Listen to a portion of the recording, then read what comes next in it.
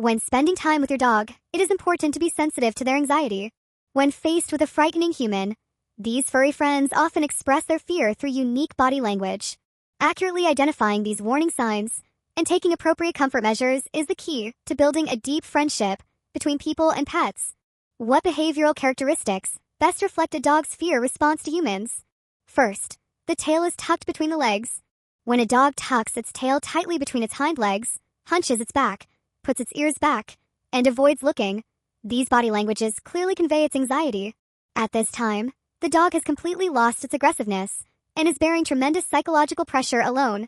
In this extremely vulnerable state, rashly approaching or touching will only increase its fear. The wise thing to do is to keep a proper distance, give it enough private space to calm down, and pay attention to its changes in state without disturbing it. Second, growling and barking. The growls and barks made by dogs are often misunderstood as aggressive behaviors, but more often they're their last warnings out of fear. This defensive behavior is like saying, "Please keep your distance," especially for dogs that have been hurt by humans, which is more likely to trigger this protective mechanism. When faced with such a warning, insisting on approaching will only intensify their stress response. The wise thing to do is to back off immediately after hearing the first warning bark, creating a safe distance for the frightened dog so that it can slowly calm down. Third, put down your ears. When dogs feel uneasy, their ears will be tightly pressed back against their heads. Although dogs may also droop their ears when they are happy, they often have a defensive posture with their necks hunched and their backs arched, and their bodies curled up when they are afraid. When you observe these signals, don't approach rashly, because the dog is in a highly nervous state at this time, and any sudden contact may trigger a defensive attack. The most appropriate way is to keep a safe distance, accompany them quietly, and give them enough space and time to calm down. Fourth, lower your body and back off. When dogs meet strangers, they often show a cautious retreat posture. They may lower their bodies and slowly back off, while secretly observing with vigilant eyes, as if evaluating whether this new face is safe. If you speak or reach out rashly at this time, it will only increase their nervousness. The wise thing to do is to remain silent, give them enough space, and let the dog decide when to approach. When it finally musters the courage to approach, avoid sudden touch, but first extend the back of your hand to let it get familiar with the smell, and then gradually close the distance to help it slowly build trust. So how to make the dog feel at ease? First, respect the dog's rhythm and don't force the distance. Dogs' fear of humans often stems from past negative experiences or instinctive vigilance against strangers. When facing these sensitive animals, what we need most is understanding and patience. Each dog has unique personality traits and adaptation rhythm, and some may need a longer transition period to build trust.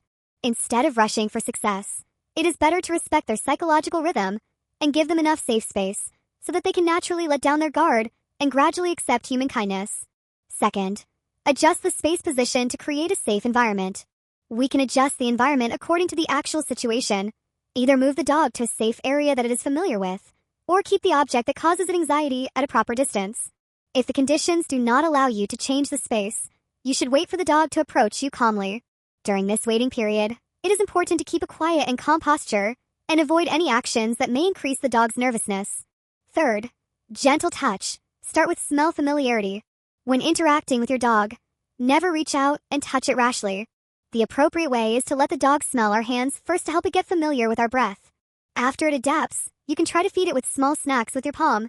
This method can not only enhance the dog's favorability towards us, but also gradually cultivate a sense of trust.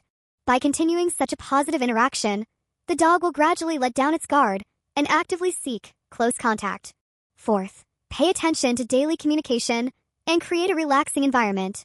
When dogs are afraid of humans, they will convey uneasy signals through a series of body language tight tails, drooping ears, and warning barking, which are all true reflections of their inner fear.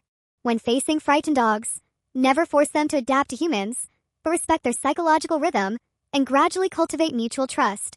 Even if the dog is timid by nature, as long as the owner masters the appropriate interaction method, gives sincere care and lasting patience, they will eventually win their trust.